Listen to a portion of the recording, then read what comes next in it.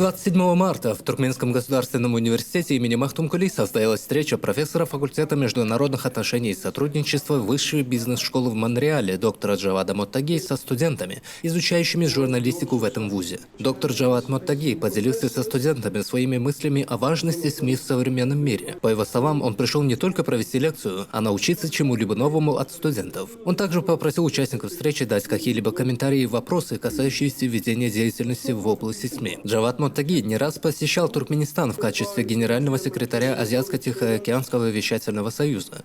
В 2022 году он сменил пост и в настоящее время является профессором Высшей бизнес-школы в Монреале. Как отметил профессор, он рад снова посетить страну, так как ему очень нравится Туркменистан и туркменская культура. Моттаги также рассказал студентам о способах совмещения традиционных национальных стилей изложения информации с международным стилем. После его выступления студенты задали интересующие их вопросы по ведению деятельности в сфере журналистики, на которые получили исчерпывающие ответы. В заключение встречи доктор Джавад Моттаги отметил, что планируется составить трехсторонний договор между Высшей бизнес-школой в Монреале, Туркменским государственным университетом имени Махтумкули и Государственным комитетом Туркменистана по телевидению, радиовещанию и кинематографии. По условиям договора вышеупомянутые вузы смогут проводить обмены студентами и преподавателями, проводить конференции и семинары, а также делиться новостями со СМИ.